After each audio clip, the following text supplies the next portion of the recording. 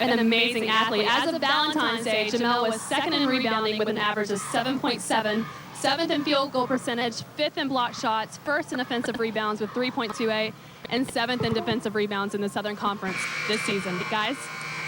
Yeah, he can really rebound the ball. Offensive rebounds is what he is best at. He's 6'5", he's exceptionally quick. He's not 240 pounds, but he can slither through there, and he just has an innate ability to know where the basketball is coming off the rim when his team shoots it, and he goes and gets it. He's pretty good at it.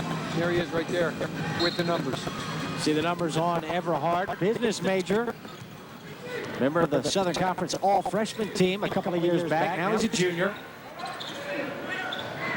So back man to man. Nice curl. Wilkerson outside to Sheehan out of Columbia. Sheehan couldn't drop the three in.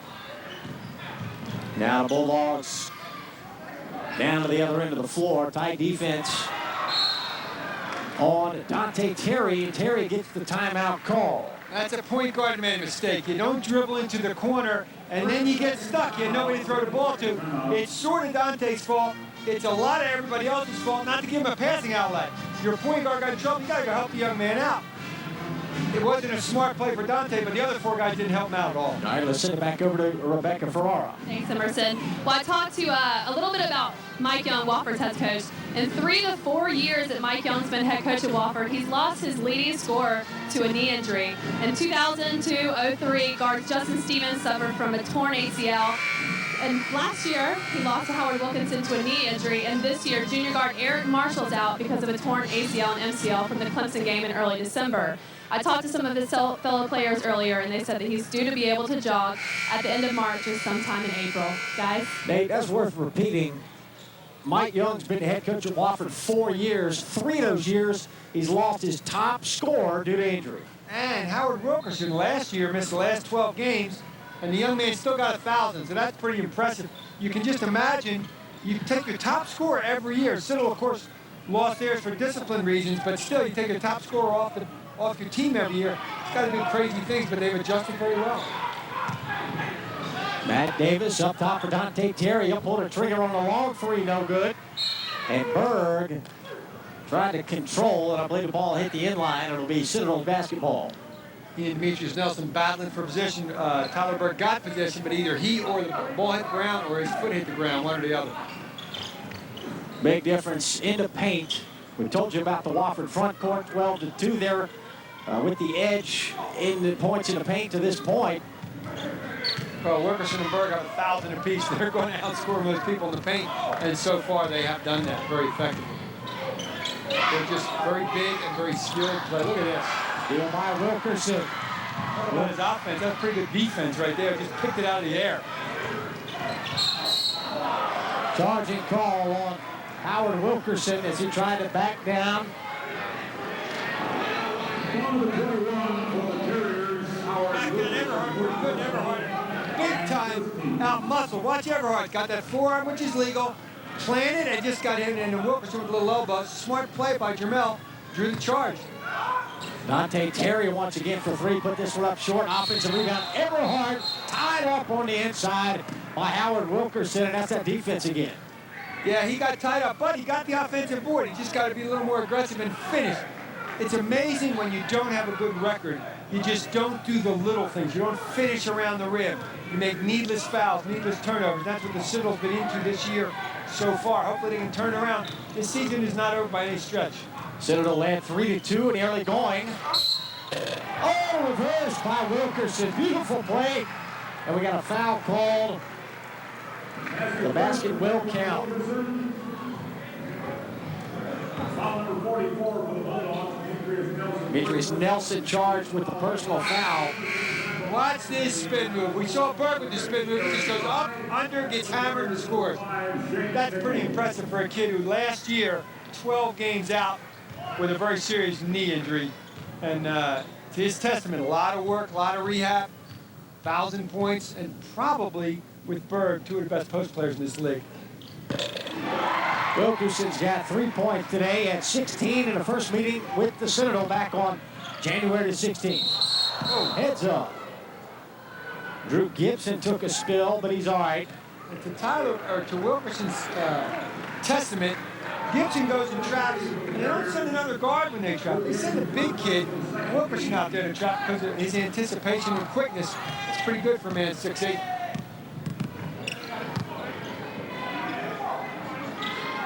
Diaspora, beautiful pass inside to Matt Davis. Goaltending is the correct call. They try to do spread you out, they'll weave out front, little back cut. Princeton offense style. I mean, it's hard to say Princeton offense because so many teams do it now, but it's just a spread offense and cut from the weak side, and that's what Matt Davis did for an easy 2, single back in the zone. The Wofford lead is 10, their largest lead, 11 points. That was at 17-6. That's their favorite play. One big guy screens the middle man of a 2-3 zone. Wilkerson, Tyler Bird, easy 2. They run the heck out of that. And run it very effectively. 6 points today, unofficially for Tyler Berg, and now Gibson out in front, trying to go behind the back, and Nichols picks up the loose ball.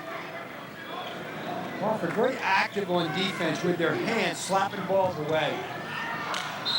Berg passed it away, trying to get it out to Gibson, but he wasn't home. Ladies and gentlemen, may I have your attention, please?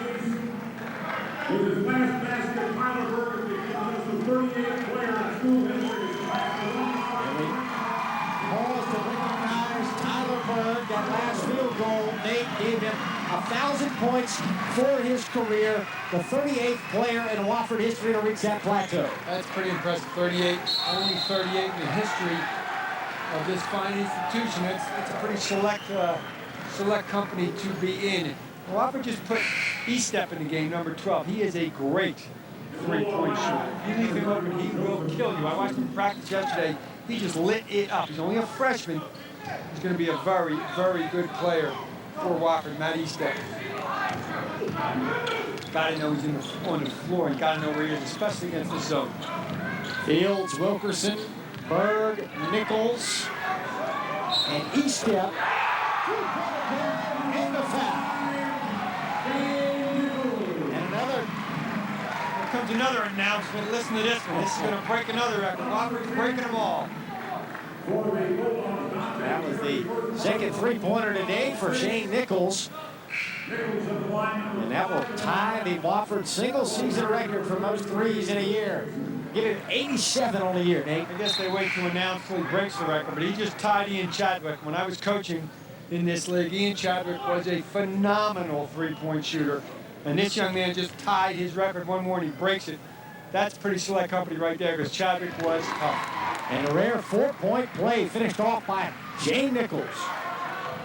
And they're not going to announce when you tie it. The way they break it, especially right after Berg just did that. You got to give a little pause there for effect. Nichols was red hot in the first meeting with the Citadel, scored Wofford's first 11 points back on the 16th of January. He finished with 21. That was a game high.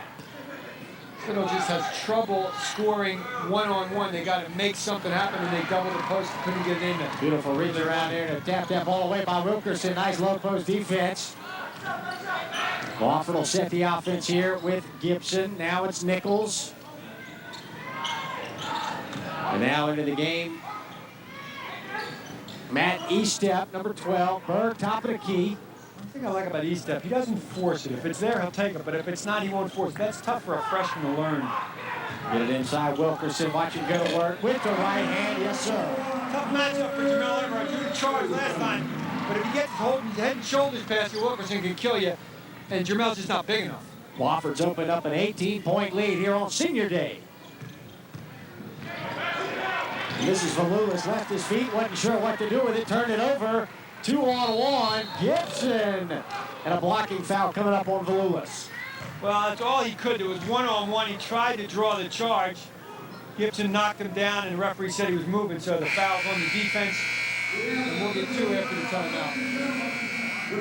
Timeout on the floor with 7:20 left until halftime. Largest lead of the day for Wofford, 32-14. Over once again, Rebecca Farrar. Thanks, Emerson. I'm here with Richard Johnson, who is Wofford's athletic director. Richard, you graduated from the Citadel in '76. You're one of the Bulldogs' all-time leading rebounders, 4-year starter. How's it feel to play your alma mater? Well, it's always tough to play the Citadel, but fortunately, you know, normally if we win by one, I'm happy. But I hate it when we have to beat them. But I pull from every other game except this one. Well, Wofford just signed 3 football games with USC. What's that mean for the Terriers? I think it's wonderful for us, and we're very appreciative of Eric Hyman and his staff for making that happen. For South Carolina to play the one AA schools in the state, I think is a great thing. Our fans are excited about it. We go down, like you said, next September 16th, so we'll have some great activities around that game. Well, great. Good luck to you today. Thank you, Rebecca. Thanks for talking with us. Back to you guys. Upcoming broadcast events here on ETV and the South Carolina Channel. Steeplechase Racing on April 1st with the Carolina Cup from Camden. And then on April the 8th, college baseball. Furman and the Citadel. More college baseball coming up in the month of April. Richard Johnson was assistant coach at the Citadel when I was assistant coach at Appalachian State about 150 years ago. And then when Richard went to become the head coach at Wofford right here is when I went to the Citadel to become an assistant coach. So Wofford, Richard and I know each other a long time. A great assistant coach, an excellent head coach, and an even better athletic director right now. Nate, very refreshing. We mentioned this earlier, but in the 17 years that Mike Young has been at Wofford, of course, 13 of those, he was an assistant to Richard Johnson. Right. They've graduated every player that's come through the program. I mean, they really emphasize the student and student athlete here at Wofford. Well, part of their obviously goal and philosophy and mission is to get good students, but they always brag about the fact that their SAT is higher than the number of people that are enrolled in this school. That's pretty impressive. And you can get good students, but you got to have dedicated professors, coaches, advisors, and students to get everybody to graduate. That's everybody. That's pretty impressive, really, when you think about it. Wofford's the second smallest school in Division I with an enrollment of about 1,100. And an SAT a little higher than that, which is a little bit higher than mine. Just a little bit. Holy, that's impressive. 20-point bowls for Wofford Terriers. Well, the Citadel's going to have to do something different, obviously. They need to get stops at one end and then be efficient at the offensive end. They've made some giveaway turnovers, I like to call them, unforced turnovers, they call them in tennis, where you just got to be smarter than that and tougher than that. And then you got to get stops. But it's tough to stop Wilkerson and Burke because they're really good inside. And then you got Nichols on the outside. Wofford is a good offensive team, but Citadel's just got to toughen it up. Lewis Nelson. Smart play, I'm getting the back court there. Everhart, Diaspara, and Matt Davis on the floor for the Citadel Bulldogs. This is Valulis. Man-to-man defense. You got to set some tough screens, go by people, and make something happen. That time Wilkerson got it. Diaspara rejected by Wilkerson, and a carry call on Wofford. They'll give it back to the Bulldogs. 6:56 left until the break. But Emerson, that's not bad. At least the Aspire doing something aggressive, attack the basket. They block it, so what? They're going to block the next one. They might foul you on the third time. But you can't be passive, and they're not being passive when you're down this many points. You just got to continue to attack and be aggressive, and good things will happen. Good look at Shane Nichols. Basketball is a game of runs. Obviously, Wofford's had their run. Doesn't mean the Citadel won't have theirs soon, but Wofford's had theirs. In a timeout, that's when Coach Dennis says, look, guys, we just took the best shot. Now it's our turn. Number 10, Dante Terry back in for the Bulldogs.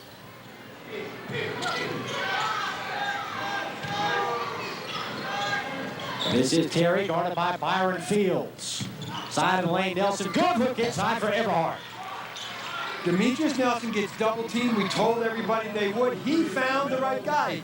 He found Everhart for an easy two. That's a smart, aggressive play. Now a stop and go get another one. Here's ball pressure.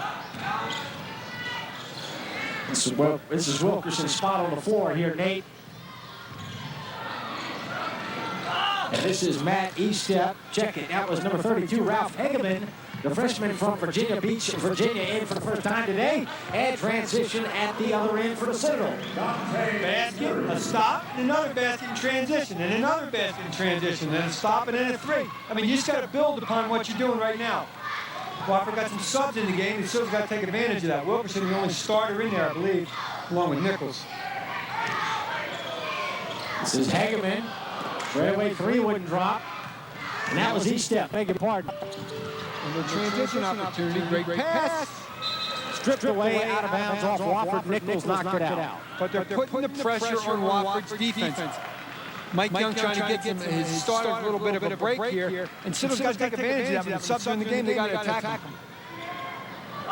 Lob pass going into Everhard. Disrupted by Wilkerson. Wofford's got it. Wilkerson just gets his hands on so many balls. Passes, shots, all kinds of things. Nichols for the record, and it wouldn't go down. Nice box out by Demetrius Nelson.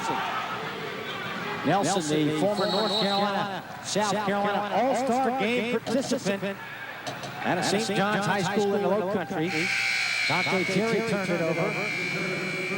Now Tyler Berg set to check back in, and he'll be joined by Matt O'Connor, number 4. O'Connor can shoot it too, another big kid. He can stick it from the outside, 6'8". Junior can shoot the three as well. You know, Citadel, once again, an unforced turnover. In transition, Dante Terry just walks with the basketball. You can't afford to do that being Dallasman. Dribble drive, left-hand layup, ripped out, no good for Byron Fields. And a foul, I believe, on Matt O'Connor going after the rebound. Fields hasn't missed too many of those this year. No, not too many do. He had a wide open lane. We had a great angle, the same vision he had to the basket. And Citadel, Wofford's giving him a couple opportunities. Foul in the back, missing layups.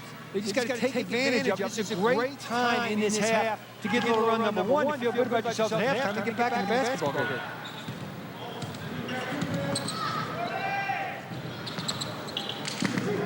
Here's Nelson, double team.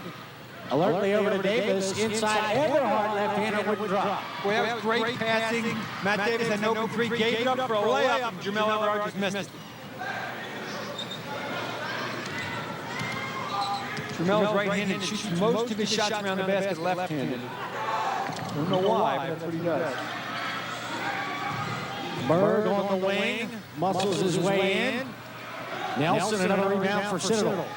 Wofford's been out for a while. Citadel's got to take advantage of it. There's a wide open one. Matt Davis, 4-3. The kid can shoot it. They're getting wide open shots. Mike Young doesn't like it. He's not scoring. The Citadel is scoring. They're climbing back into this thing little by little. 7-0 run for the Citadel. And the Bulldogs back to within 13 here.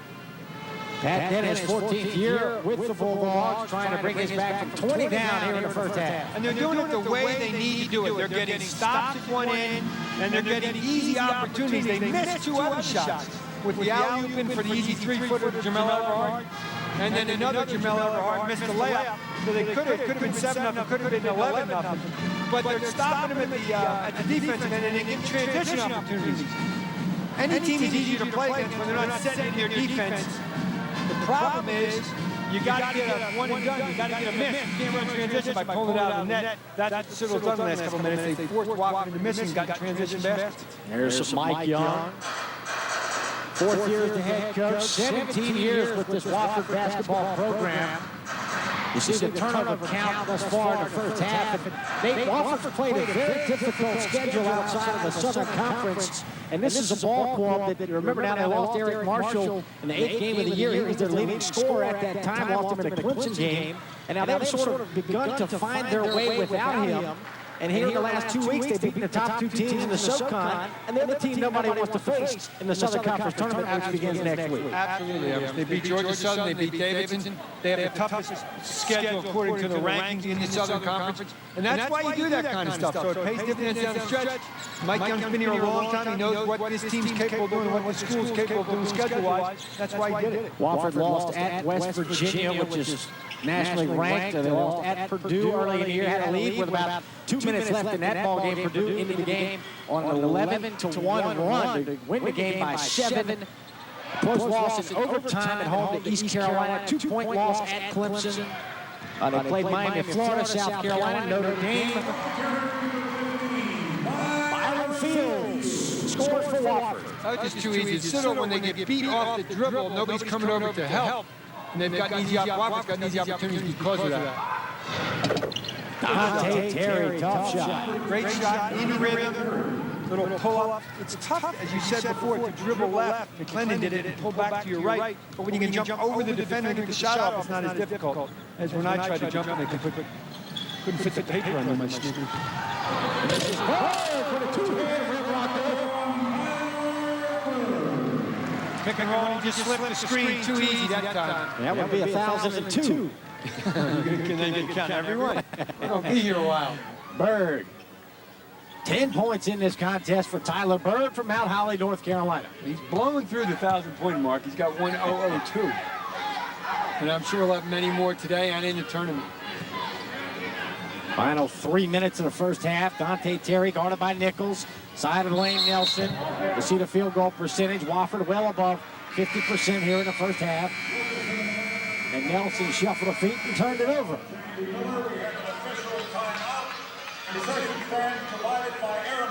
Now we saw in the Chick-fil-A sandwiches and Papa John's pizza. Media timeout with 2:48 left until halftime. Wofford leads it by 15. College basketball from ETV Sports and the South Carolina Channel. Next time on Carolina Stories. Religious freedom stood as a beacon to early settlers of the South Carolina Lowcountry.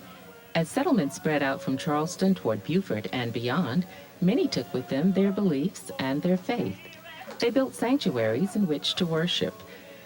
It is in these sacred places, imbued with a sense of mystery and reverence, that our history is preserved. Thursday at 9 on ETV. Whether you're looking for a more nutritious diet or just trying to save money, Jerry Baker has tips for growing the tastiest vegetables on your dinner table. If you start your own vegetable seeds from scratch, you're going to save a lot of money. You're going to save time. On top of that, it'll give you something to do on the gray days of winter. Don't miss Jerry Baker Year-Round Vegetable Gardening. Coming March 4th on ETV. On one special evening in 1988, rock and roll great Roy Orbison took to the stage with guests Bruce Springsteen, Elvis Costello, and many more. A concert like this can only happen once. You don't want to miss the performance. Roy Orbison and Friends, A Black and White Night. Coming March 7th on ETV. Back at Wofford College, Benjamin Johnson Arena. Wofford's 8-4 at home this year. They won 4 straight home games and well on their way to making it 5 in a row as we get set to begin the Southern Conference tournament coming up this week. And that tournament will be played at the North Charleston Coliseum in Charleston, South Carolina. Citadel goes full court, tries to get a turnover. That's exactly what they get. They need to cut this thing. Best case scenario, single digits, get it to 9. But to 11 would be nice at halftime. Citadel trailed by as many as 20, and now they cut it down with another three-pointer. There you go, got it down to 12 points. You talk about the X factor, it could be Matt Davis. He's wide open. He's a very good three-point shooter when you leave him open. Wofford doesn't want to leave him open, but in transition, he's going to get there. Matt Davis averaging just 4 points a ball game, and already with a couple of three-pointers here in the first half. And a turnover on Wofford. Offensive foul on Berg. He just knocked Andy Miller down. This is a great, I can't emphasize this enough, this is a great opportunity for the Citadel right here. Recognize the defense, attack the defense. Citadel trailed 34-14. Spread offense. Looking for back cuts, looking for back screens. Illegal screen call coming up on Andy Miller, the big fella moving up to the top of the key. That's a killer. That's just an absolute killer. You had a great turnover, a chance to get this thing to 9 or 10, and just another unforced turnover. Got to get another stop. Now defense has to work even harder. That E-step to Wilkerson. Wilkerson loves the side of the lane, steps in, gets it out to E-step, open three, lipped out. It was down. It looked like it was down, and it popped out, and Tyler Berg knocked it out. He was battling with Andy Miller for the rebound. So the Bulldogs get it back with $1:44 left in the first half.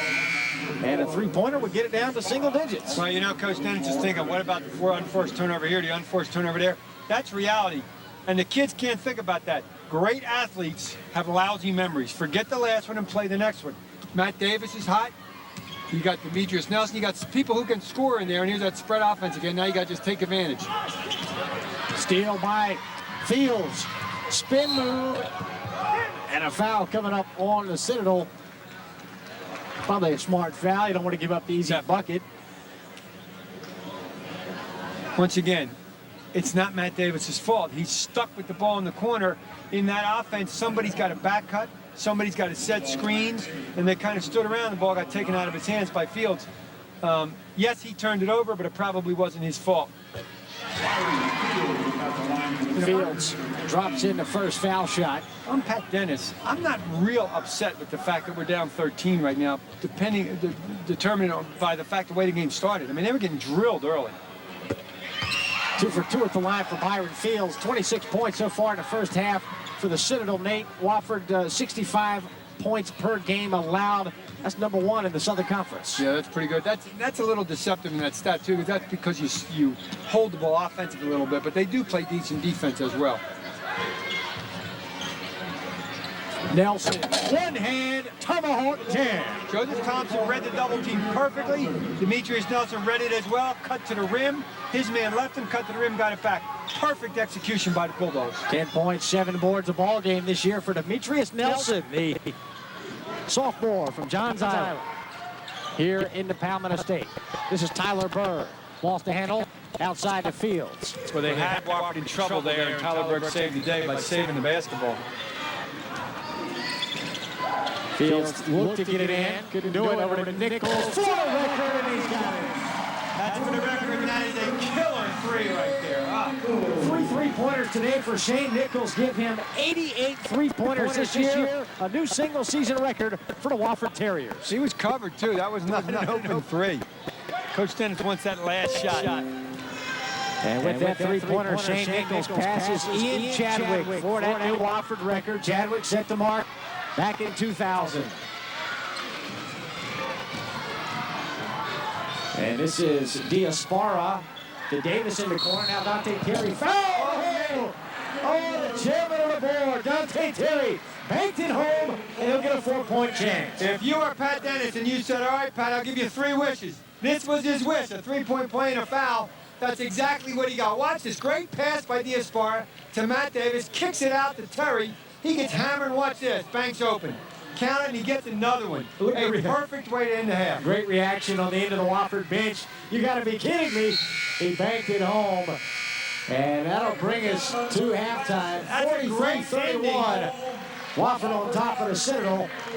Exciting finish to the first half. And the Citadel still very much in this ball game despite being down by 20. Absolutely great way to end the half for Coach Dennis. All right, we'll send it over to Rebecca Ferrara with Citadel head coach Pat Dennis. Thanks, guys. You're down 12 points at the half. What do you feel is Wofford doing to hold you guys back? Well, we haven't taken care of the ball very well. I mean, we got a lot of turnovers and a lot of unforced turnovers, and that's killing us. So we got to do a better job offensively and defensively. They've done a good job pounding inside, and I knew we were overmatched in there. Are you confident about the second half? Yeah, I think we'll regroup at halftime. We can't play. I think we'll play a lot better, and we're looking forward to a second half. I think we'll come out ready to go. Okay, good luck then. Thank you. Back to you guys. Nate, winless in the SoCon. It's been a tough year. Yeah, it is, but it's a good way to end the half, and he's got something positive to talk to his kids about. They're ready for the second half. Nice comeback bid late in the first half by the Citadel. They trail Wofford by 12. We're at halftime. We'll come back to Spartanburg in just a moment. Broadcast of this program on ETV is made possible in part by...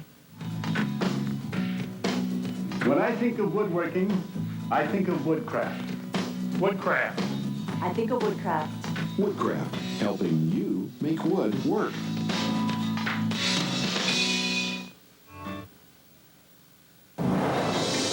What is it? What's happened? Another girl is missing. Perfect weather for a man with murder in his heart. You must find her, Mr. Holmes. We all need you to find her. Can you be sure it's the same man? Elementary, my dear Watson. You imagine no one else can solve this case? What monstrous egotism. There's nothing more stimulating than the case where everything turns against you.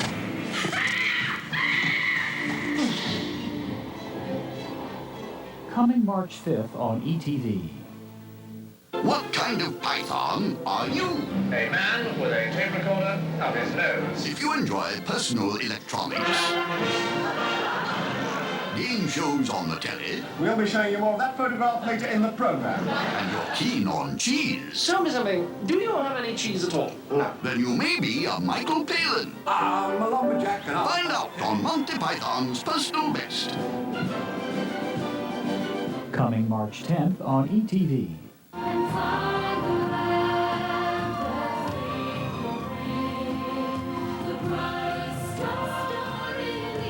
Celtic Woman performs live in Myrtle Beach March 24th, and endowment members have first call on tickets. When you pledge $150 on your credit card, you'll receive 2 tickets to see Celtic Woman live as your thank you gift. Pledge now. Call 1-800-256-8535.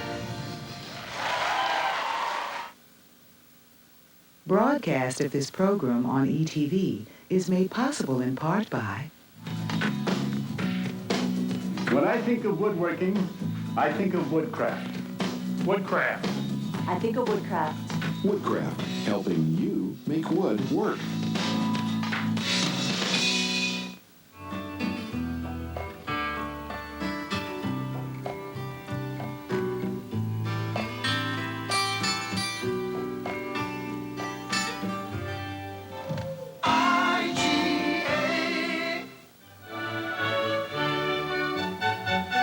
Woodcraft, since 1928, providing traditional and modern woodworking tools and supplies to generations of craftsmen.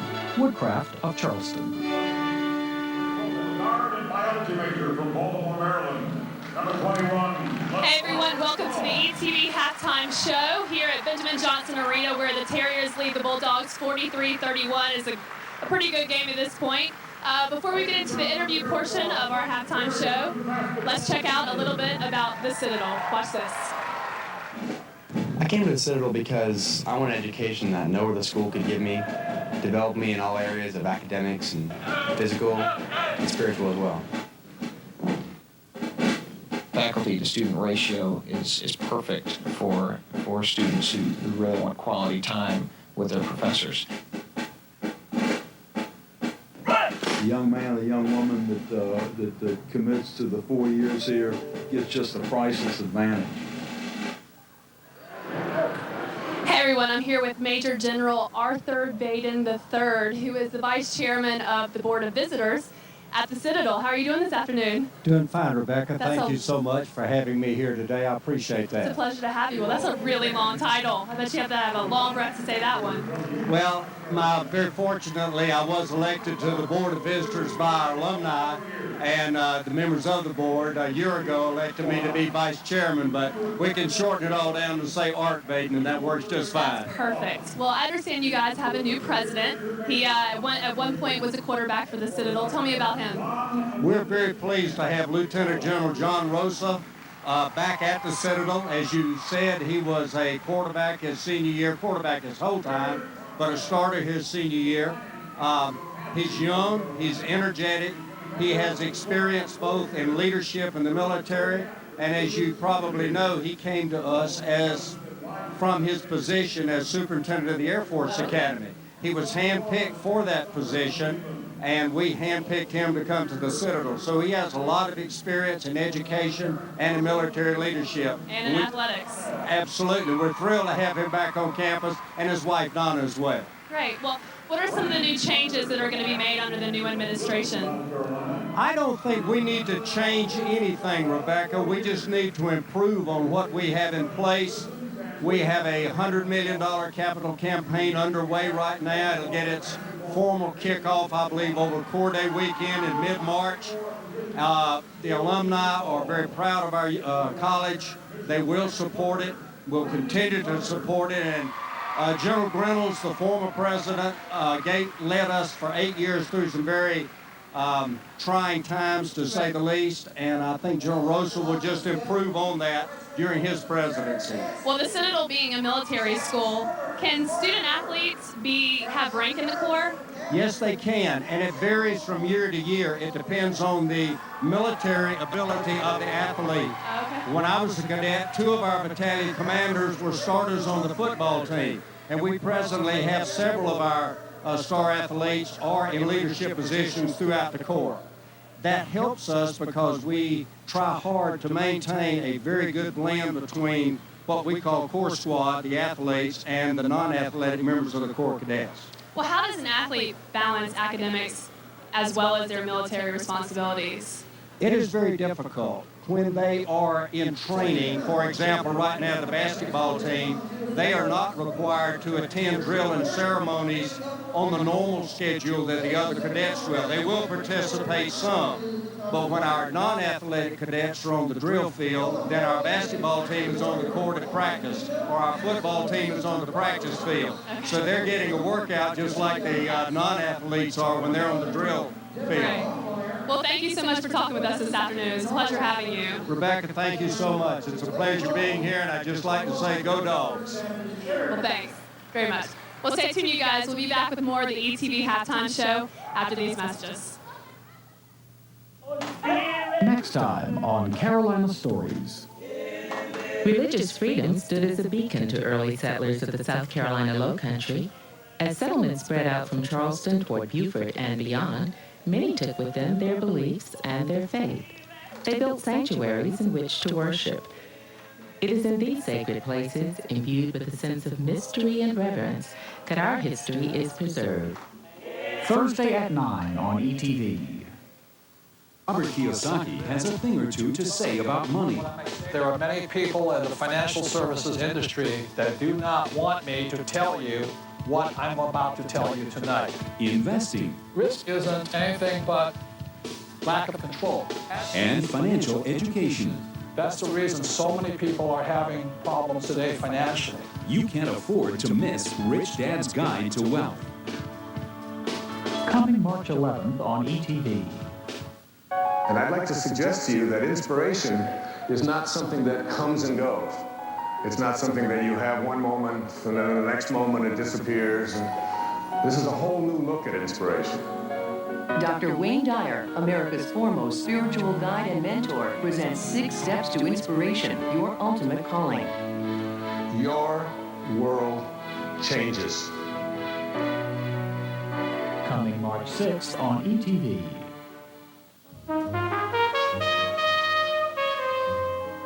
Discover the romantic jazz of trumpeter Chris Bodie as he's joined by a few of his friends.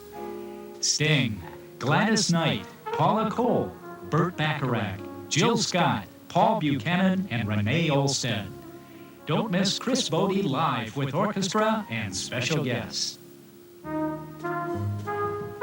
Coming March 5th on ETV.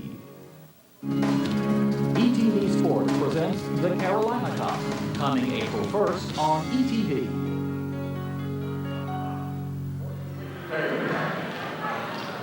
Welcome back, everybody, to the ETV Halftime Show here at Benjamin Johnson Arena. I'll be talking with the president of Wofford College in just a moment. But first, let's check out the school that he oversees. Here's Wofford College. Watch this. Let me tell you how I would characterize Wofford College. Wofford is a beautiful place. If you walk about the campus and look at the buildings and the National Arboretum that is our campus, that is self-evident. Wofford is an exciting place. People enjoy each other's company. The community is real, the collegiality is real, and above all, it is fun to learn, it is fun to be part of Wofford, and it is a preparation for one's entire life to follow. Hey, everybody, I'm here with Dr. Benjamin Dunlap, who is the president here at Wofford College. How are you doing this afternoon? Great to have you here. It's great to be here, especially for a game like this. It seems to be going our way at the moment. I understand there's a lot of growth going on at Wofford right now. Tell me about that. Well, there really is. This little college is a bit like the team we put on the floor today. That's a 400-pound terrier you're looking at, and the school is in a growth spurt at the moment. We are growing the enrollment from 1,200 to about 1,450, and the trustees have committed to a 30% growth in the faculty, which is extraordinary, and a lot of facilities additions are underway, and some of them very, very impressive. We just dedicated an art gallery several nights ago, and we're completing an $8 million renovation of our oldest building, Old Main, which will be finished later this spring and by the beginning of next fall. What is the academic Academic Village? The Academic Village is yet another facilities addition. We are, in fact, creating an altogether novel residence option for our students. Not simply apartment-style housing, but literally a neighborhood. The Wofford Village is adjacent to the campus, will be part of the campus. In fact, we will also change the streetscape that connects it to the rest of the campus. And eventually our entire senior class will be housed in buildings that are a bit like the Charleston-style houses that will hold 4 students, 8 students, 12 students, or 16 students. 4 clusters built about Village Green, and all of them clustered about an outdoor cafe and pizzeria. It's going to be an extraordinary leap forward in residence options. Well, we're running out of time, but real quick, I understand one of the things, a growing concern for people my age, is the debt that remains after graduation. And Wofford has been ranked by Newsweek as one of the colleges that has the lowest amount of debt for students when they graduate. How is that? Well, we're very proud of that. It's partly a management of our financial aid resources, but I think it was U.S. News that ranked us in the top 20 institutions in the country. Among all, for the number of students who leave relatively debt-free, and we're very proud of that. It's a matter of resource management. Well, thank you so much for being with us today. Thank you, Rebecca, so much. Stay tuned, you guys. We'll be back with more basketball after these matches. From the heart, the Four Top 50th Anniversary Celebration. Join us for this musical tribute featuring Ashford and Simpson, the Queen of Soul, Miss Aretha Franklin, rock superstar Paul Rodgers, Motown greats Mary Wilson and Dennis Edwards and the Temptations Review, and the legendary Levi Stubbs. You won't want to miss this once-in-a-lifetime concert. Come March 9th on ETV. Broadcast of this program on ETV is made possible in part by... When I think of woodworking, I think of woodcraft. Woodcraft. I think of woodcraft. Woodcraft, helping you make wood work.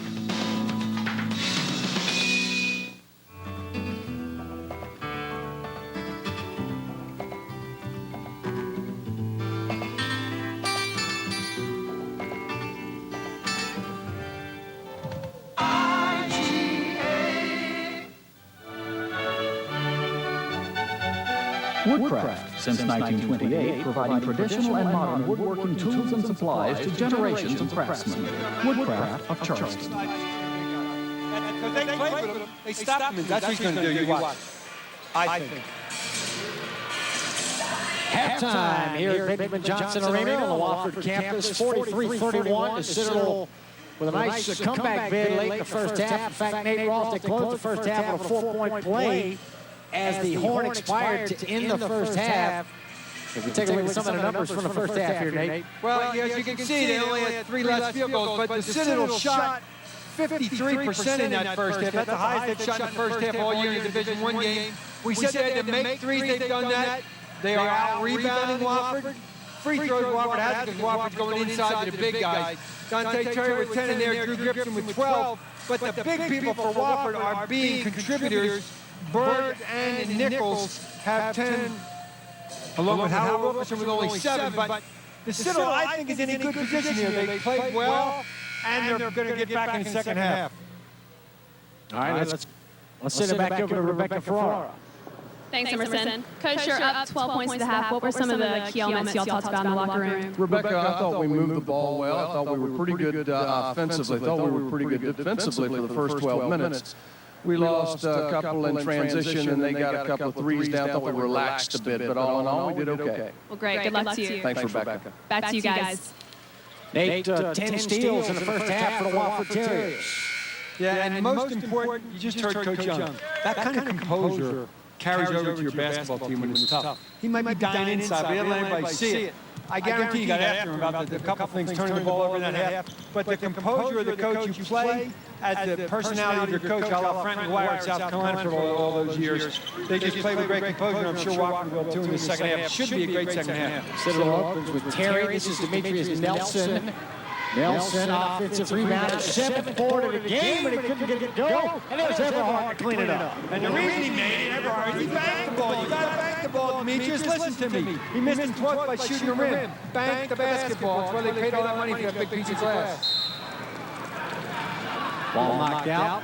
All right, I'm done. I can calm down now. They settle down. They cut a bucket. That drives me nuts. Big kids don't bank the ball.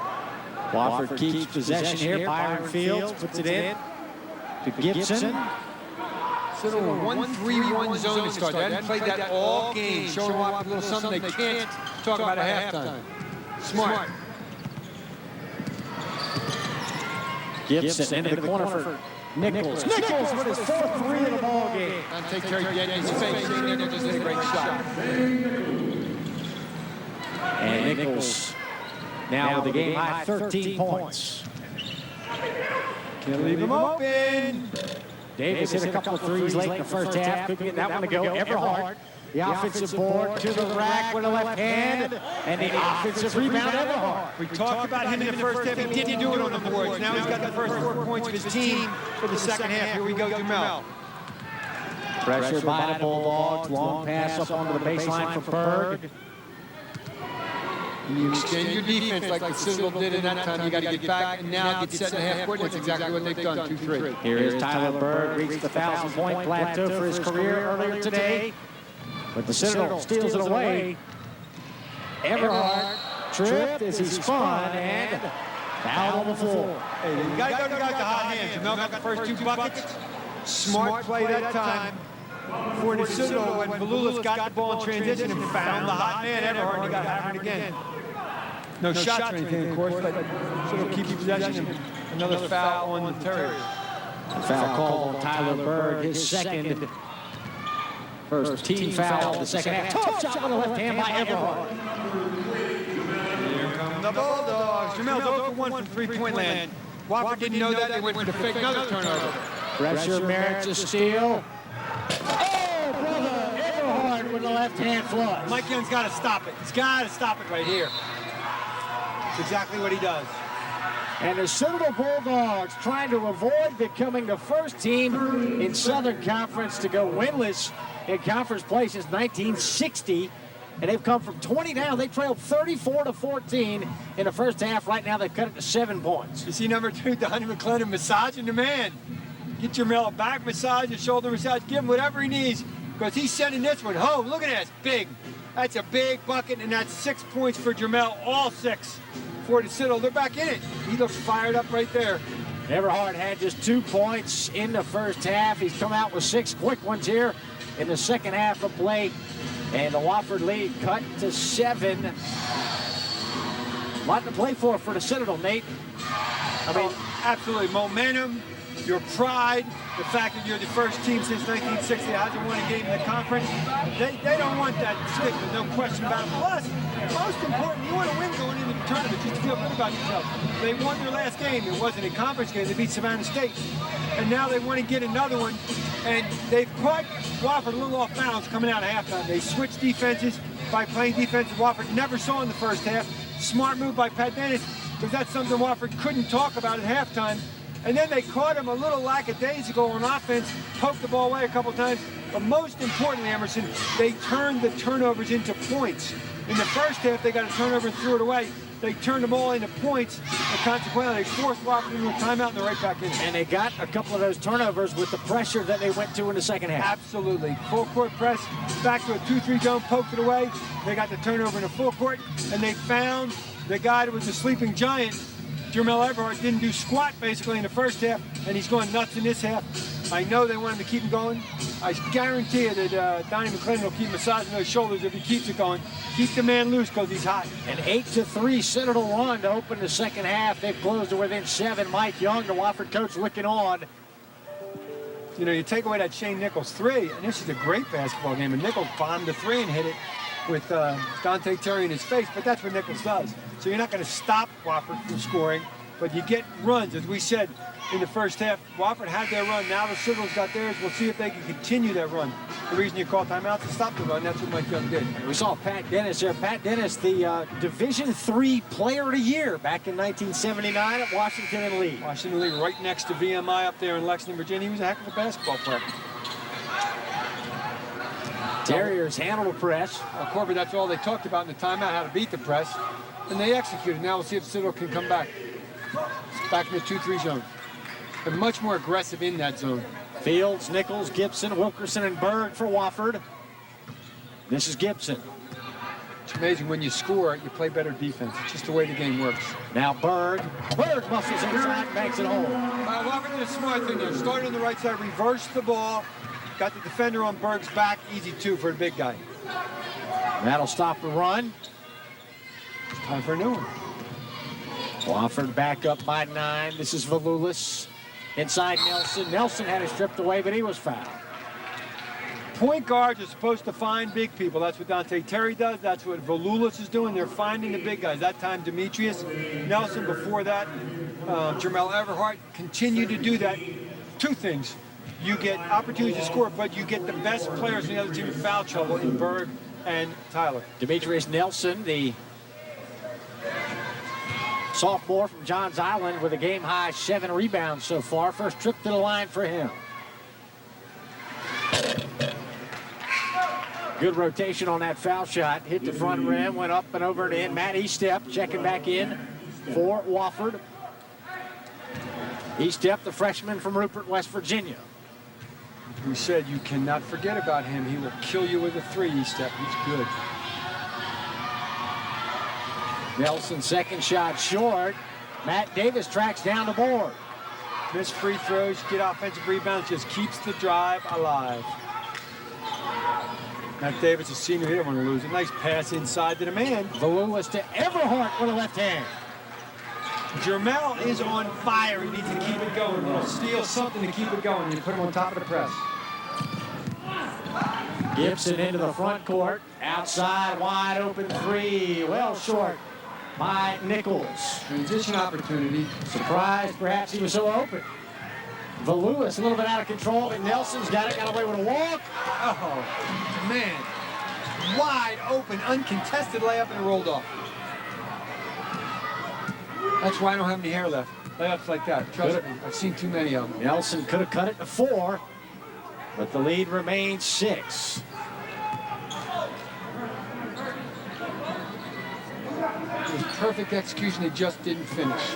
Berg calling for a screen for Drew Gibson. Now it's Estep. Skip past to Nichols. Bounce feed Wilkerson. Loose on the floor. Matt Davis has got it for the Bulldogs. 2 blue shirts on the floor. That's what you got to have to make a comeback. Everhart traveling. There it is. Everhart couldn't get his feet right. Took 3 steps. Exactly right. And we'll get a timeout call here with 15:51 left in the ball game. The Citadel is making a dogfight out of this one. We'll get a timeout. We'll come back with more from Spartanburg. You're watching ETV Sports and the South Carolina Channel. From the heart, the Four Tops 50th anniversary celebration. Join us for this musical tribute featuring Ashford and Simpson, the Queen of Soul, Miss Aretha Franklin, rock superstar Paul Rodgers, Motown greats Mary Wilson and Dennis Edwards and the Temptations Review, and the legendary Levi Stubbs. You won't want to miss this once-in-a-lifetime concert. Coming March 9th on ETV. ETV Sports presents the Carolina Cup, coming April 1st on ETV.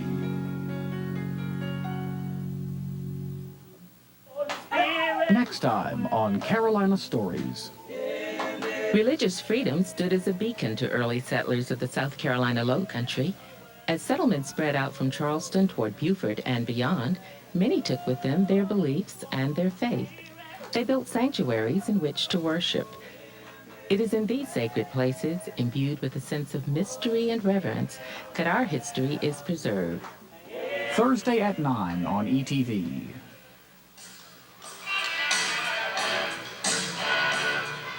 Back in Spartanburg, Benjamin Johnson Arena on the Wofford campus, the site of today's ball game. Wofford led by 20 in the first half. Now the lead is 6 points. My name is Emerson Phillips, Nate Ross, and Rebecca Ferrara with me today. Glad to have you with us here on South Carolina Educational Television and the South Carolina Channel. Nate, closest it's been since about 4 minutes into the ball game. Yeah, and it's been a great comeback from the Citadel. Not as much Wofford playing bad as the Citadel just getting after it, changing defenses and attacking the basket.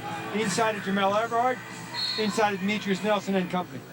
Wofford wearing white, Citadel in blue. No team has gone winless in the Southern Conference since all the way back in 1960. And the Citadel Bulldogs entered today's play 0-14 in the Southern Conference. And this is the final game of the regular season for both clubs. They're more concerned with winning the basketball game, and they'll worry about the record later, but they will kill two birds with one stone, obviously, if they can get it. Shane Nichols hand-checked and fouled by Dante Terry. Terry trying to slow the drive of Shane Nichols. You see Terry raising a hand to say, yep, that was on me.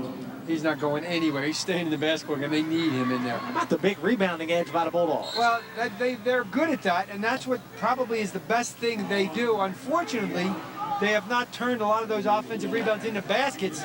A lot of times that's a deceptive stat because it just means the team misses a lot of shots, but today they're turning it into points. This is Drew Gibson. Oh, Gibson called for a charge. Put the arm into Vitas Valulis ever so slightly, and that drew the charge call. Smart play by Valulis, and a tough play right after his teammate kind of tries to do the same thing and gets the foul called against him. Hit him dead in the chest. You can be moving as long as you take the blow in the chest. That's what Valulis did. Foul on Gibson, Bulldog basketball. Might have been a block had Gibson not raised the forearm. Yep. Valulis, the 6-foot freshman out of Lithuania. Move the basketball. That's what you got to keep doing. Move the ball and you'll get opportunities. Everhart looking for help. Finds Terry. Now it's Matt Davis. He turned over to side twice. That's a great thing. Great pass inside. Oh, they're going to get him for the offensive foul. Nelson with a little bit of a push to gain an edge inside after that terrific bounce feed in from Valulis. A great angle from Valulis right there to Demetrius Nelson, you can see. But Demetrius kind of shoved up the lane to get even better position and turned it over. Here comes full court by the Citadel. 3 team fouls apiece here in the second half. Wofford led by 12 at halftime. Citadel's cut that lead in half. Still a long ways to go. 14:40 to play. Citadel changing defenses within the possession. It's pretty tough to do, but that's what they're trying to do. Byron Fields, the kick out to Nelson. Yes! You know, it's funny. You know Nichols is left-handed, but they go after his right hand. He's not going to shoot a right-handed. Go after that left hand and try to deflect it or at least bother him a little bit. He is tough. Well, he set the record, I guess. 5 threes in today's ball game for Shane Nichols, a sophomore from Radford, Virginia. Nice lob into Nelson. Nelson had it blocked. Nelson picks it back up and puts it in on Tyler Watley. That was a big possession for the Citadel to answer that three with something. Not necessarily with a three, but answer with points to stay in this thing. Nice work by Fields, but Fields had it taken away by Everhart. The bouncer to Valulis, and he was fouled up top by Wilkerson. Must have got him with a body. The Citadel is very smart in their press. Sometimes they do it very lackadaisically just to slow you down. That time they slapped it loose with Everhart and Valulis, and you can see Everhart gets the ball. Nice pass to Valulis. Watch this smart play. Left-handed, get fouled and try to score, but the shot got blocked with the foul. But a smart play by the young man from Lithuania. Very sound, fundamental basketball player. Valulis seen a lot of quality minutes today.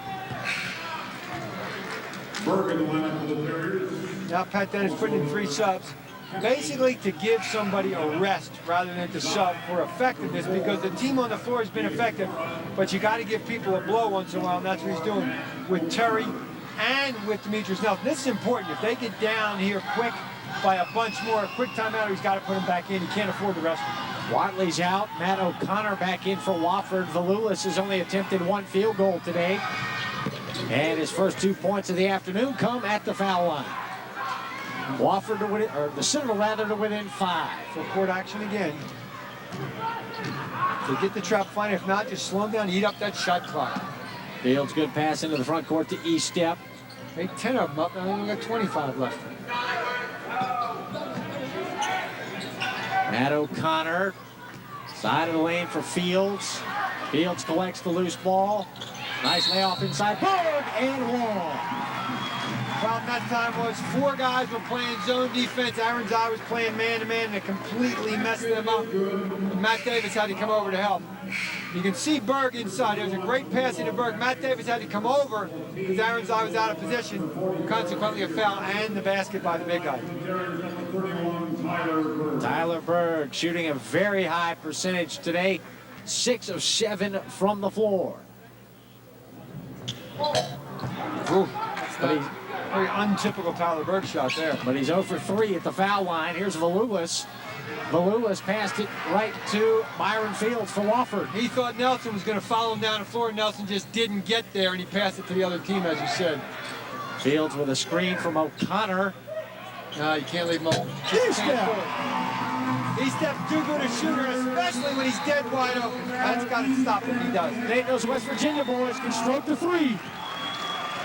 Well, we talked, it's just, unfortunately, it's exactly what we talked about. He put in subs to give people a blow, and Wofford got a little run because of that.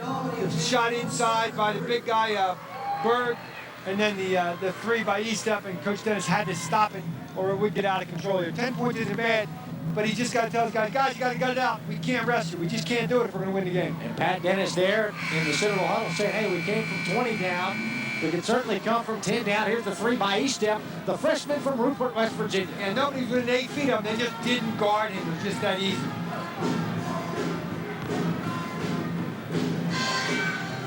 Great pass by Fields to E-step, and it's a big mark. Fields 11 assists in the game.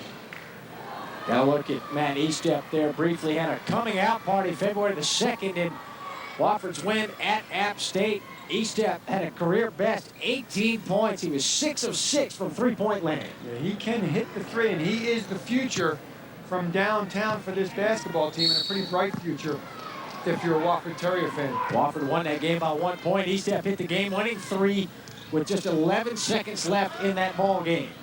Right now, the Wofford lead is 10. Wofford in his zone for the first time today. Up there back to man-to-man. I thought it was zone. My mistake. Matt Davis to Terry. Now that's Diaspora. The freshman out of New York with a 3-pointer. Daring to shoot. He's going to make it. He's wide open. They can't do that. Got to cover him. First points of the afternoon for Chris Diaspora. And that is Diaspora coming right on here to press row. Anticipated the pass very well. Just slapped it out of bounds instead into the backcourt. That's all he could do. So Citadel scraps back once again within 7.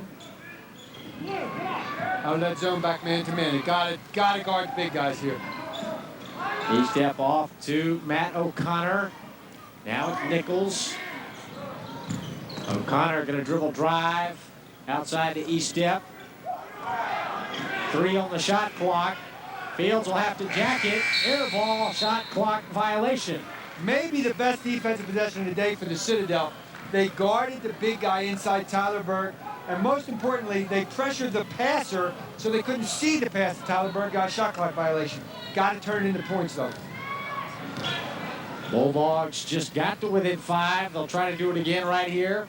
Spread offense looking inside of Demetrius Nelson. Everhart. He walked him right away with it. The left hand, no good. Tip by Nelson. Nelson keeps it alive and makes it in. Rock for the board, he banged it in. Great offensive rebound. Citadel's killing him on the boards. Demetrius Nelson playing large today for the Citadel Bulldogs. Side of the lane now, Berg going to work on Nelson. Spun right by Nelson, but the shot lipped out. And it's Everhart with the board for the Dogs. Just hung in there, no foul. They forced a miss by the big guy. But you got to be careful. He called Dogs in this game. That's true. They're both dogs. The Bulldogs and the Terriers. No. Diaspora off to the left. Berg high off the floor for the Carol. Demetrius Nelson's a little tired, but he's hanging in there, as are all the dogs. You know, they didn't win a game in the conference this year, but they busted their butt in practice yesterday, and it's paying off today. They're playing very hard. They just don't quit. That's what this school's all about. I'll tell you a great story. When I was coaching at Appalachian State, playing against the Citadel, Bobby Kremitz was the head coach, used to always say, guys, if they win by 50, if they lose by 50, they're getting up at 6 tomorrow morning, it doesn't matter. They're not going to quit on you. Keep playing. And they're proving that today. Another timeout on the floor here at Spartanburg. Wofford leads it by 5. We'll be right back. Broadcast of this program on ETV is made possible in part by... When I think of woodworking, I think of woodcraft. Woodcraft. I think of woodcraft. Woodcraft, helping you make wood work.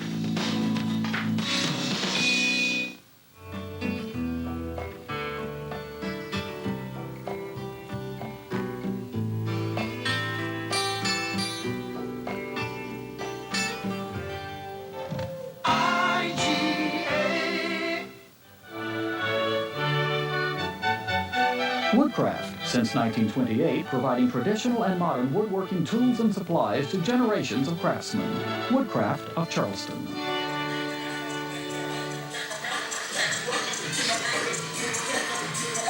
Senior day here at Wofford College. Let's go over to Rebecca Farrar. Thanks, guys. I'm here with Ann Berg, who is Tyler Berg's mom. And he just hit the 1,000 mark earlier today. How proud of him are you? We're extremely proud of him. Tyler has set his own goals, and he wanted to do this at home, because it was special for him to get to do it on his last home game as a student here at Wofford. How does he keep up with that academics and still have mad skills on the court? He just has learned to structure his time. He never had to do that before in high school, and when he came to college, he had a lot more time to have to put into, practicing basketball, plus studying. So he's had to learn to structure his time. Well, great. Well, congratulations to you and your son today. Thank you, Vera. Back to you guys. Nate, you got to have some mad grades to get through Wofford, don't you? Absolutely. And the young man has done it in both avenues, in the classroom and on the basketball court. I just thought about, we talked about the 100% graduation. Nobody wants to be the first guy not to graduate, because you're going to catch a lot of heat from everybody in this associated with this program if you screw up that 100%. So that's a good kind of pressure to do your job in the classroom as well. And I like the word choice of Tyler's mother. She said that he wanted to play his last game at home as a student here at Wofford. Yep. That's what it's all about. This place is about academics and athletics as well, but equally, not one over the other. Of course, the Citadel represents far more than just college athletics as well, Nate. That's part of the reason we chose this ball game to broadcast here on ATV. Wilkerson lifting out inside. Bird hustling after the loose board, but it's ever harder beating to it. So many times we've seen the Citadel this year, I have living in Charleston, where they're getting the bad breaks with rolls out. Now Wofford's got a couple of rolls out. Citadel's got to take advantage. They have so far in this half. They're switching sides of the court, which makes the defense play more difficult and much tougher to do. Great low post defense there by Tyler Bird, just did not give an inch. Got to get your head and shoulders past them. And Demetrius didn't do that because Bird moved laterally to stop. That was a smart defensive play. Bird just held his ground and got a travel call on Demetrius Nelson. And a lot of times, post players are so into that post move, just turn the face up and see what the defense does. He backs off to shoot. Now you got to keep the pressure on the D. There's a double team. Oh, great. That's why both of those guys have 1,000. Wilkerson knows where Berg is. Berg knows where Wilkerson is. He's giving each other 5 right there. Very smart players, seniors, and excellent basketball players. That was big time play.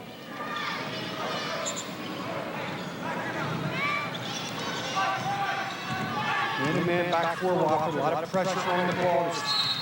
Not a little too much pressure by Mr. Nichols. And a foul 40 feet from the goal on Shane Nichols. His first foul, 5 team fouls apiece here in the second half. Interesting, with 9.5 to go, both teams with 5 team fouls. Obviously, somebody's going to be in a 1-1 quickly here with 2 quick ones. If you're the Citadel, you want to put Wofford in that situation so you can go to foul on 1-1 before they do. Loose ball collected by Dante Terry. Terry hanging, banging, scoring, and it was foul on the play. Great finish by a big, strong kid. Once again, a senior in the weight room for 4 years. He had Jamel Everett on his left for the kick, but watch what he does here. Crosses over again, and then just powers it up against E-Step to get the 3-point opportunity. Smart play by the point guard. Jerry can't finish a three-point play, but he's got the ball once again. He's fired up. He missed, but he's fired up. They got the offensive board. Wide open, Matt. Yep. Matt Davis going to take it. Here's Everhart sizing up Wilkerson. Everhart, nice move inside. Wilkerson with the rebound. Should have beat him off the dribble penetration. Now they got to finish and make it happen. And step barely left the floor with that three-point shot. Put it up short. Transition opportunity. Haven't had many of them so far in the second half lately. Everhart's beating Wilkerson off the dribble every time. He's got to finish. He's got to take it to the rim and finish. Get fouled. Do something positive.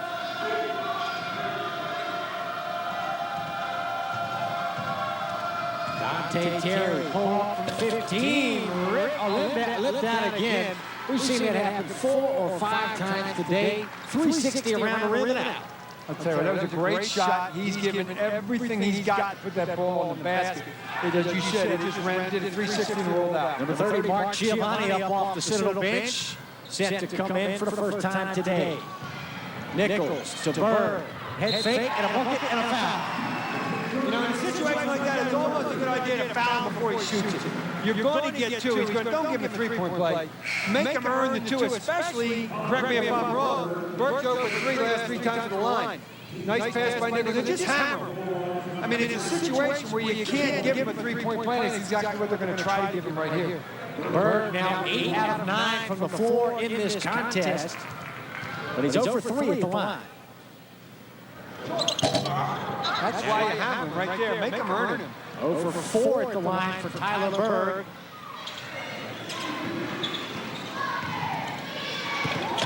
Nelson inside. Powering it up off that glass. Demetrius Nelson doing his thing. Wofford's big guys look a little tired. That might be why he missed the free throw. Citadel's got to take advantage of that. Even though they're tired, you just got to gut it out at this point. If you want that first W in the league. Got to gut it out. Big expression to Citadel. Just suck it up and be a bulldog. That's what they got to do right now. Coming up on 7.5 to play ball game. Both teams look tired. They should be. The timeout for the media next dead ball. Wofford led by 12 at the break. Back to Bird. Bird too strong on the turnaround. That's a tired shot. You get that ball inside, you got to get closer. You just back away with the fadeaway. That's a tired shot. Subconsciously or not, that's a tired jump shot. Dante Terry will set the floor for the Citadel Bulldogs. It's a big judge for the Bulldogs. Terry driving, cut off. Skipping to Davis, quickly into the corner. She up 40 for 3. Why he's in there? He's a 3-point shooter and he burned one. Look at the look on the Citadel faces. They haven't been in this position in a long time, Emerson. They look fired up. This is going to be a great finish. Bulldogs getting amped up. They've closed within 2 after trailing by as many as 20 points in the first half. It's amazing the look on their faces, the difference right now. They're tired, but they're inspired.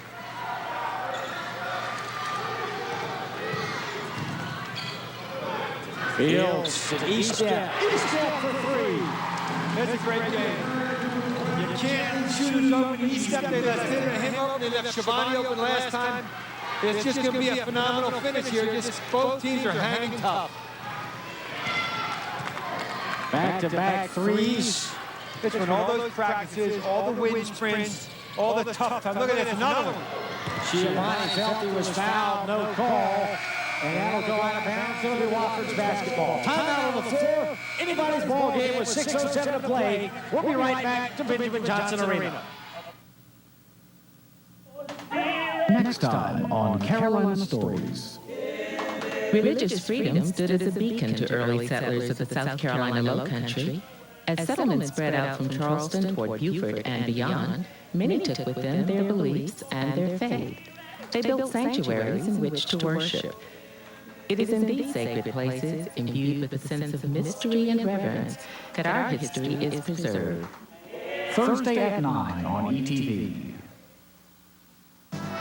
Whether you're looking for a more nutritious diet or just trying to save money, Jerry Baker has tips for growing the tastiest vegetables on your dinner table.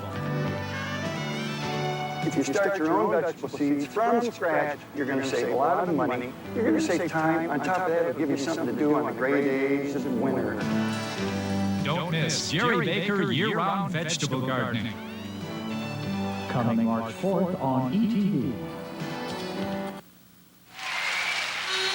On one special evening in 1988, rock and roll great Roy Orbison took to the stage with guests Bruce Springsteen, Elvis Costello, and many more. A concert like this can only happen once.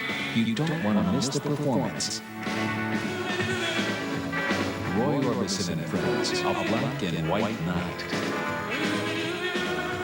Coming March 7th on ETV.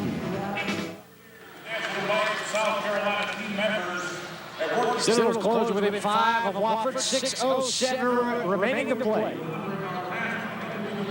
know, this has been a run, game of runs, three-pointers, and then inside, and three-pointers, and then inside. It's going to be a great finish. Broadcast schedule coming up here from ATV at the South Carolina Channel, the Carolina Cup, a great South Carolina tradition coming up on April 1st, and a couple of college baseball games in the month of April as well.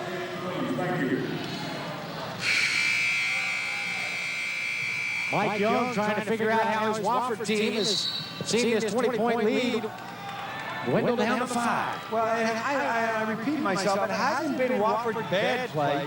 The Citadel just played very, very well in this half and fought their way back into this thing. It's just that simple. Wofford's contributed a little, but more credit to the Citadel in their efforts. Career high 11 assists in today's game for Wofford's Byron Fields. Three-point shooting's been unbelievable both ways. Citadel obviously a little better, but both ways been very good. And they're not done, trust me. They're not done hitting threes. Wilkerson muscled inside. Good defensive work. He had the ball knocked away, but he collected, went back up and drew the foul. So it'll be Howard Wilkerson at the line. Foul called on Demetrius Nelson. And that'll put both teams in the bonus here named 17 fouls apiece. Checking Wofford still got one to give. Wofford's got one to give. Wilkerson's not done. That's only his 8th point of the day. You see both big people against Wilkerson inside, both with their hands straight up in the air. Somebody, when Wilkerson brings it down, one of them has got to try to slap the ball and don't even give him the attempt of the shot. And maybe you get a steal out of it. But this time you're giving Wilkerson 2 chances at the foul line. A little better free throw shooting Berg and a much better free throw shooting Tyler Berg today. Second shot, Wilkerson, too strong, rebound Everhart. Figures. I say he's a good shooter. I mean, that's the TV jinx.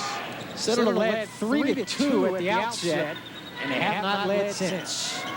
Wofford leads by 6. Beautiful baseline drive, and around the rim and in for Everhart. That was a great move by Jermel Everhart, but it was a great screen by Demetrius to set him up so he had that open lane to the basket. Demetrius Nelson did a great job sealing off his man. Coming up on 5 minutes to play here in Spartanburg. 4-point game. This is fun. I'll tell you what else Citadel's done. They shut the crowd up. I mean, you make a run on your home team, you shut up the crowd. Oh, look at this turnover. Great work by Schiavone. Schiavone, the transfer from the Coast Guard Academy. Schiavone had that big three and then took an ill-advised three, missed it, but he's getting it back on the defensive end. Tough kid. But the 2 academies, not 1, 2. Here's Everhart on the drive once again. Left-hand floater, no. And Berg with another rebound. Jermel got to bank that ball. It's just too tough. The read, I'll explain when you get a break why it's too tough to shoot the rim in traffic. But you got to bank the ball. 14 points and 4 boards today for Tyler Berg. That's a chance to cut it to 2 for the Citadel. Wofford now patient on offense. Gibson didn't want the 3. Wilkerson spinning baseline, ran into a double team, turned right into it, and they get Nelson with another foul. So Wilkerson back to the strike. Where they had Wilkerson where they wanted to. Schiavone dropped to guard Tyler Berg, and they had the double team on Wilkerson, but they fouled. Here's why it's foolish and not productive to shoot the rim in traffic. When the referee's watching the ball in traffic, he's watching the basketball. He's not watching the bodies. The bumps and the little type of bumps and things like that in the lane don't get seen because the referee's watching the ball, and that throws your shot up when you're trying to finesse it up to the rim. If you slam it off the glass, number 1, you have a better chance of making it. Number 2, you have a better chance of getting your miss if it misses. It's not smart, it's not productive to shoot the rim in traffic, and that's what they're doing. That's why we're not making it. 1 of 2 again for Wilkerson. Wilkerson very wide-eyed when the ball is in play. He's fun to watch, and he's just looking for his teammates with that, because both post players are very productive finding their other post player or their other teammates. Citadel smart, taking their time on this possession. Terry's got the baseline, leaning in on Nichols. Air ball collected by Bird. There's a foul one way or the other. They didn't call anything there. Coach Dennis upset with that one. I don't blame him. That was a fun. It's funny, the game's getting tighter, the clock's winding down, and the pace is slowing down. Technical foul coming up here. I think it's on Pat Dennis. He made his point, and then he kept going, and that's why they called it 2. I think it was on Pat Dennis. Yep, that's where it was on. I agree with him, it should have been a foul. But as they go by you down the floor, if the referee turns around once you cross that court, you're a dead man, and that's what happened. 3:35 left, Nate. 5-point Wofford lead. Now they'll get foul shots and the ball. And here's why, once Bobby Kremer's taught me this, once the guy passes you, leave him alone. You made your point. He knows if he blew the call. And he might give you one after that. You can't change the call. But he knows if he blew it, he can get you one back next time. Once he passes you and you gave it, and he has to turn around, he's going to call T on you, and that's what he did. Pat Dennis working the refs. Let's get a timeout. We'll be back to Spartanburg in just a moment. Has provided hundreds of millions of dollars to help fund every game. What is it? What's happened? Another girl is missing. Perfect weather for a man with murder in his heart. We must find her, Mr. Holmes. We all need you to find her. Can you be sure it's the same man? Elementary, my dear Watson. You imagine no one else can solve this case? What monstrous egotism. There's nothing more stimulating than the case where everything turns against you.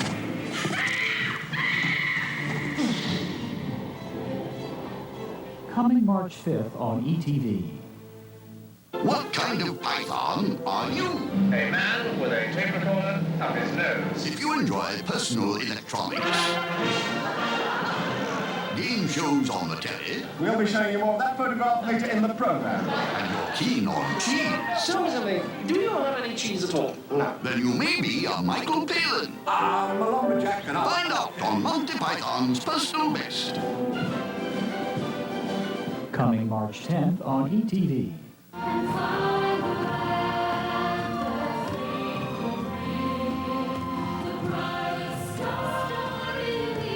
Celtic Woman performs live in Myrtle Beach March 24th, and endowment members have first call on tickets.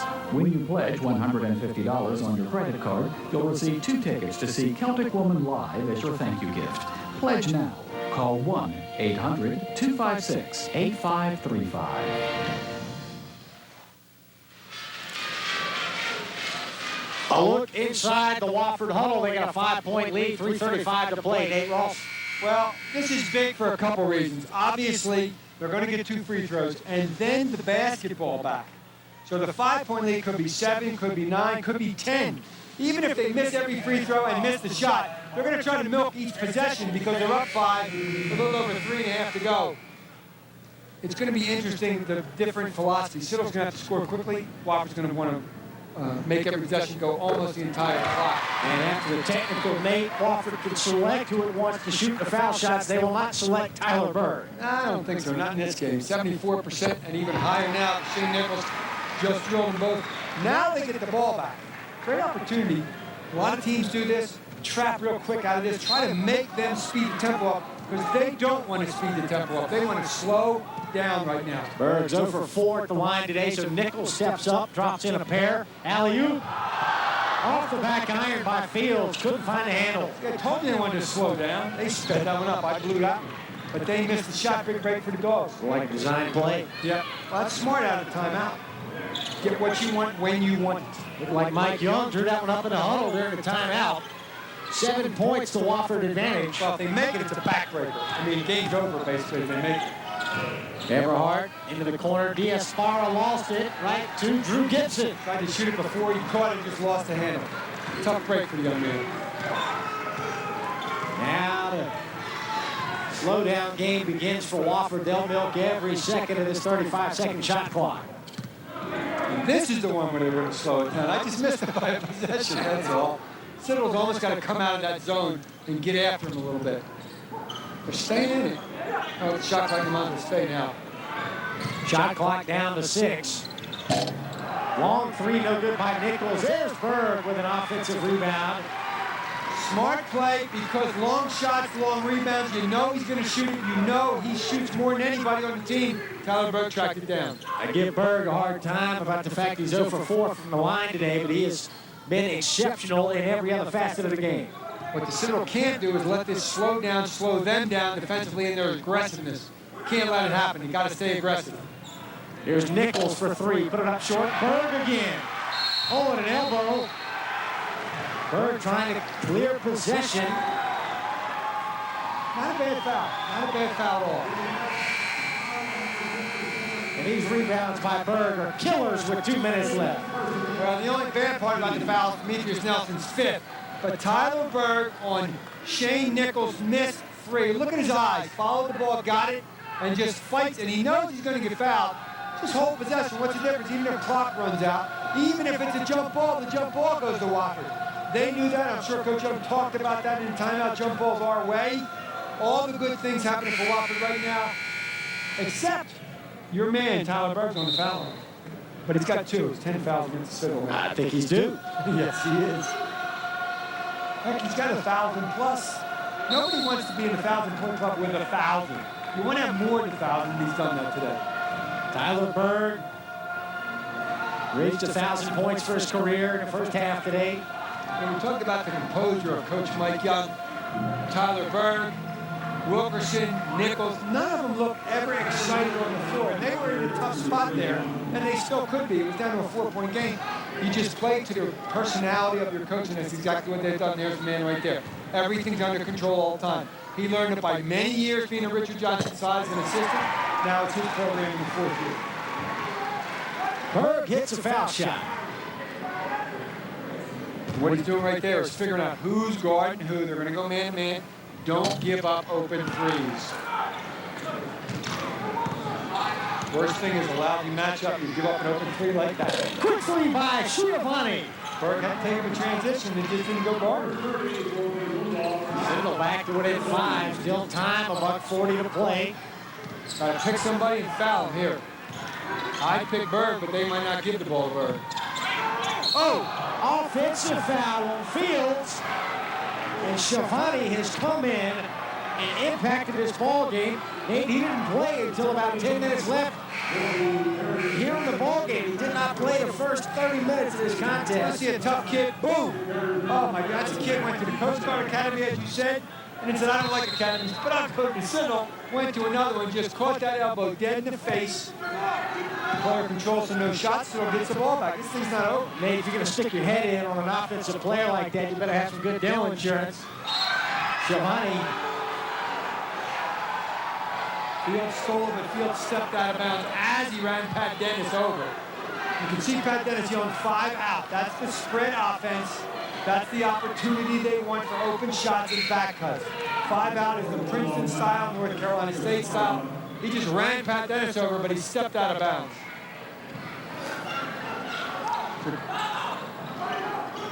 Open offense. Get an easy opportunity if you're the Citadel. That's what they want to try to do, or a drive to the basket. Miller only drive. Dante only drive. Dante Terry for 3.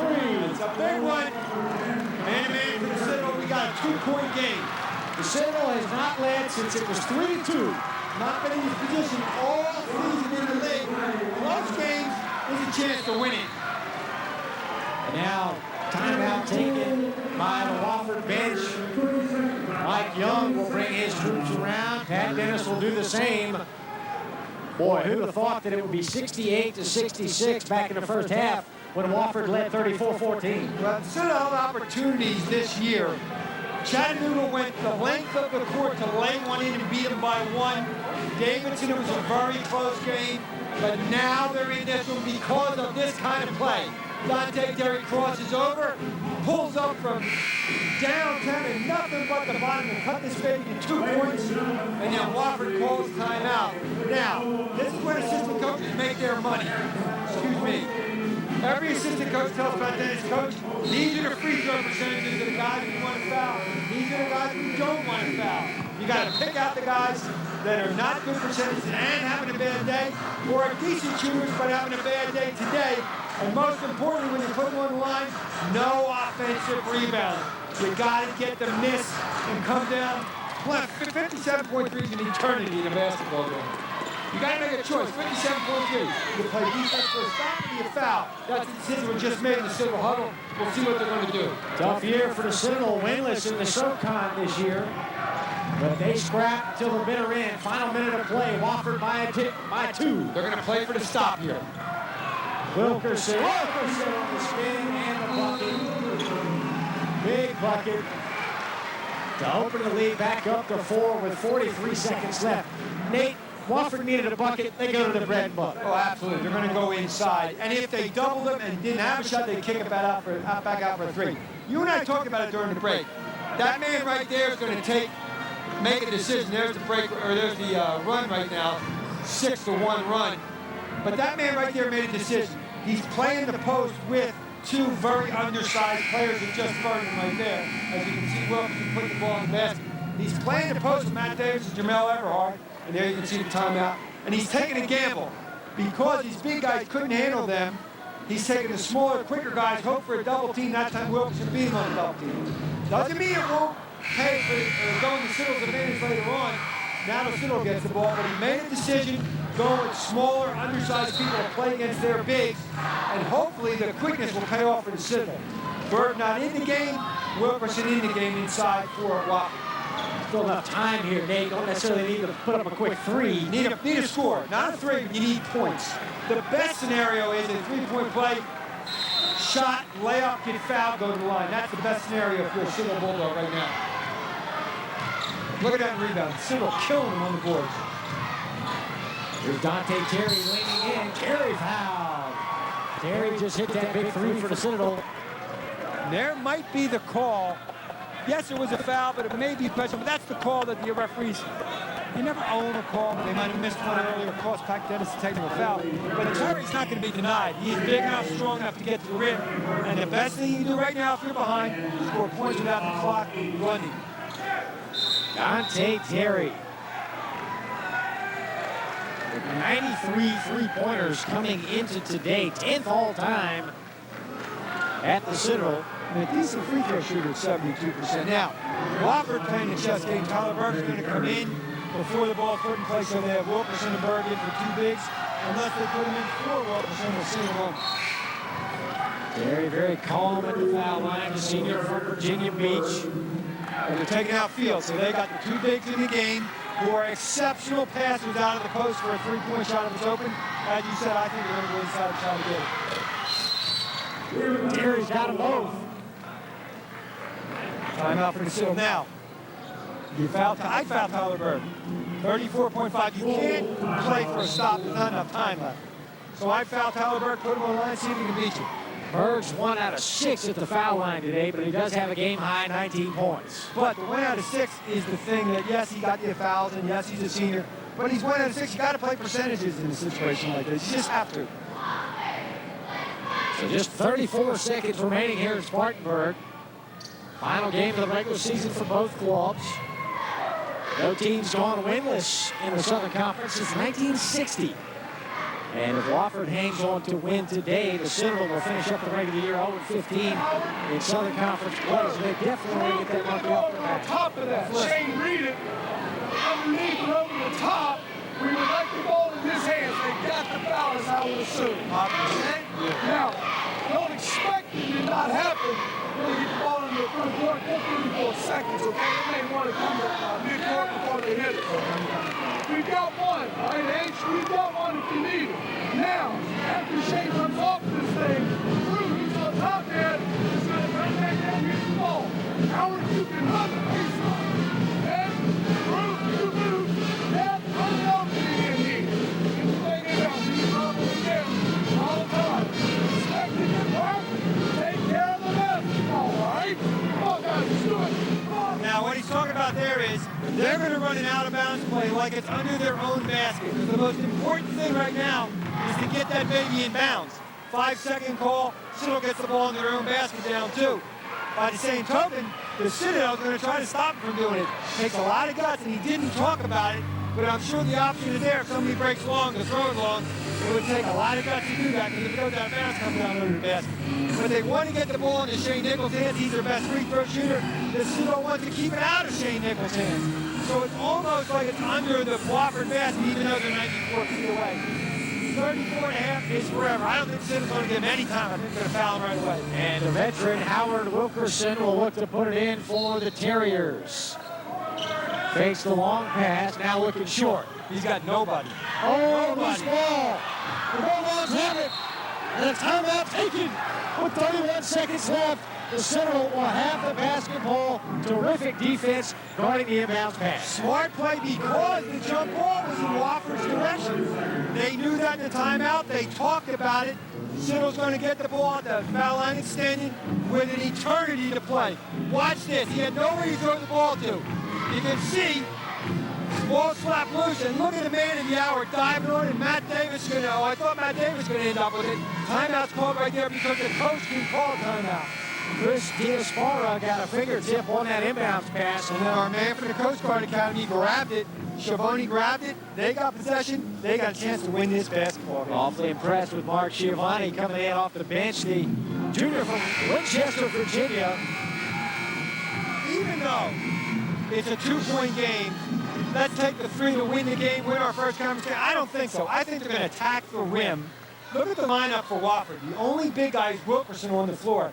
Dante Terry, Everhard, going to attack the rim. If it's there, fine. If not, kick it out for a 3 and win this puck. Citadel, Let's see what happens. Citadel has not led since it was 3-2. That's their only lead today. Here we are. Man, that was almost backcourt. There he goes. Spin move, Terry, finger roll, move. Oh, there's the jump ball going to Wofford. He had it.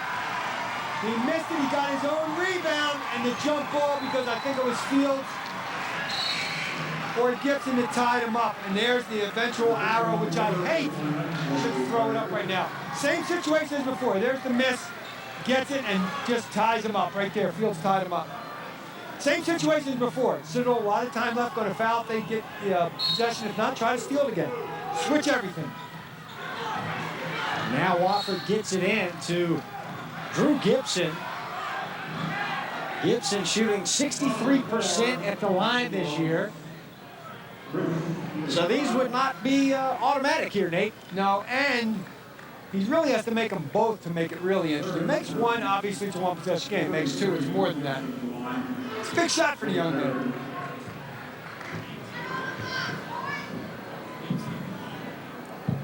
Gibson misses the first one off of the back iron. He was perfect.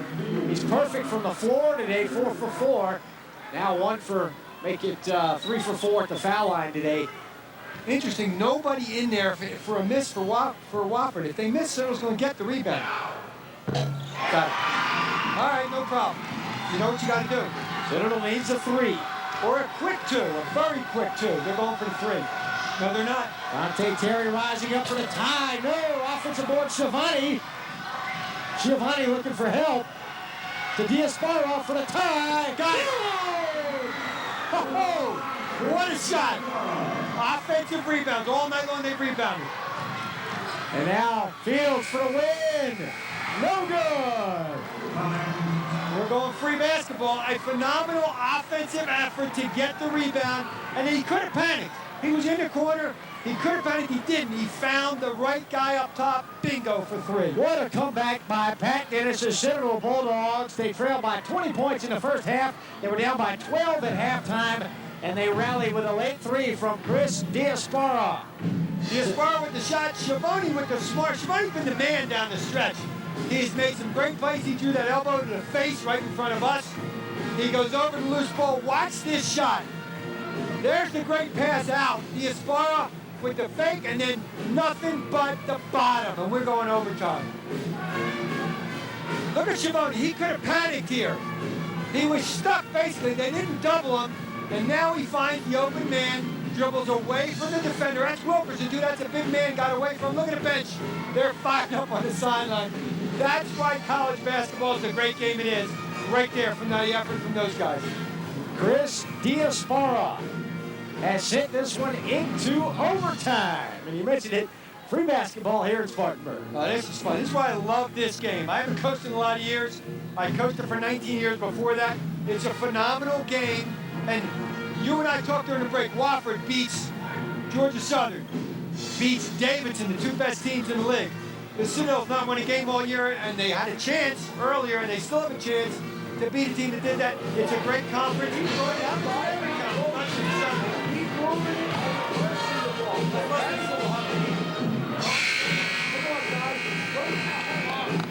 Hey, let's go now. Let's go. Come on, man.